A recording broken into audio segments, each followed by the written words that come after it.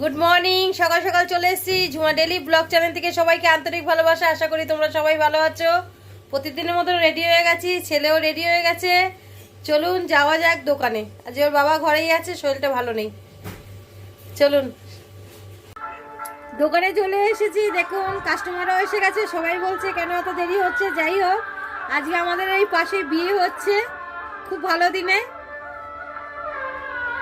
আমাদের কথা তো বলতে পারছি না, আমরা তো নিজেরা অন্যরকম বিয়ে করেছি একদম। তো খুব ভালো লাগছে। আর আজকে আমাদের এখানে সম্মিলনী ক্লাবে সৌরভ গাঙ্গুলি আসবে, খুব তাণ্ডব হচ্ছে। তো চলুন সাথে থাকুন, দেখাচ্ছি। আমাদের এখান থেকেই যাবে, যদি দেখাতে পারি দেখাবো। পুরো রোডের লোক ভর্তি, সাথে থাকবেন, দেখাবো আজকে। বন্ধুরা, আপনাদের কাছে একটা কথা শেয়ার করছি। কাল বিকেলবেলা বলতেই 8টা নাগাদ তো একটা ফোন এসছে। তো মেসেঞ্জারে আমি সাধারণত ফোন তুলি না, তো আমি কলটা তুললাম, তো দেখলাম অডিও কল ছিল। তো আমি বললাম যে হ্যালো করলাম। তো একটা বাচ্চা ছেলের গলা আসছিল, ঠিক আমার বাবুর বয়সী। তো আমি হ্যালো করার পরে হ্যালো করছে, তো বলছে আমার সাথে কথা বলো, আমি তোমাকে পয়সা পেমেন্ট করবো। তোমার জিপে বা ফোনপে স্ক্যানার দাও, আমি টাকা পাঠাচ্ছি। আমি বলছি এরকম হয় নাকি, কেউ মানে ফোন করলে আবার পয়সা দেয়?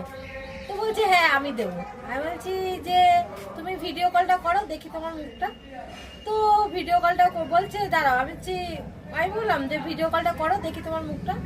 তো ভিডিও কলটাও করেছে। পুরো আমার বাবুর বয়সী, 22 বছর বয়স। তো বলছে আমি কি কেন পয়সা দেবে, কি কারণে পয়সা, মানে কথা বলেই পয়সা দেবে? তখন আমার সাথে আমি খানিকক্ষণ কথা বললাম ছেলেটার সাথে। তো বলার পর তখন ছেলেটা আমাকে বলছে আমার অনেক ভুল হয়ে গেছে, সব মেয়ে আপনার মতন না।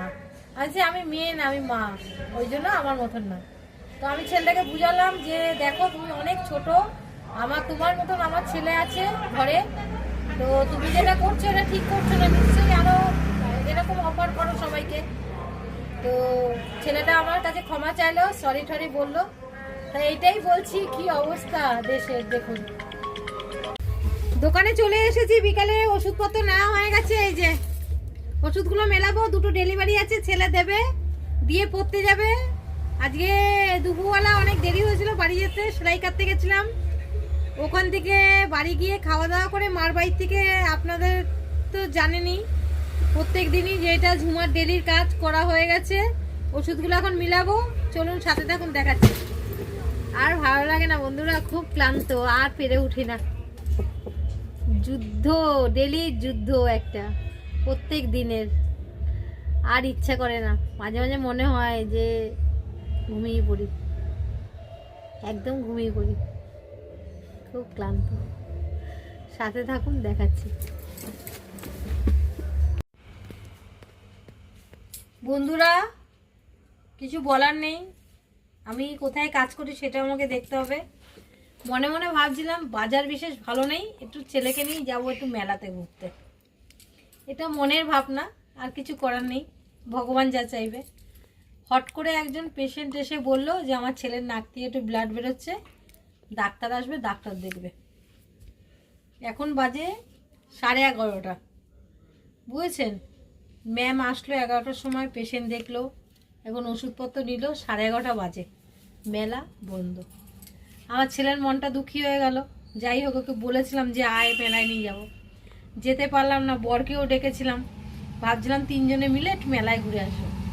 কিছু করার নেই, এখানে না থাকলে কিছু হয় না জোর করে। ভিডিওটা এখানেই শেষ করলাম, ভালো থাকবেন, গুড নাইট, টাটা। বন্ধুরা, রাত্রিবেলা এখন বাজে 1টা। কি হলো বলছি, ওর বাবা 2-3 দিন ধরে শরীরটা ভালো নেই। তো রাত্রিবেলা আর রুটি তরকারি নেই, খাচ্ছি 2 দিন ধরে। কেন এত রাত্রিবেলা বাড়িতে এসে আর কিছু করতে ইচ্ছা করে না। তো এবার পাচ্ছে খিদে, বুঝেছেন? তো রুটি আর তরকাতে পেট ভরেনি। তো ছেলেকে বললাম কিছু খাবি, বললো দাও। তো এখন এই রাত্রিবেলা এই করলাম হরলিক্স। ওর বাবা খাবে না, তো ছেলে আর আমি এখন হরলিক্সটা খাবো রাত্রির 1টা বাজে। ঠিক আছে, আপনাদের শেয়ার করলাম। অনেক ভালো থাকবেন। Good night, tata.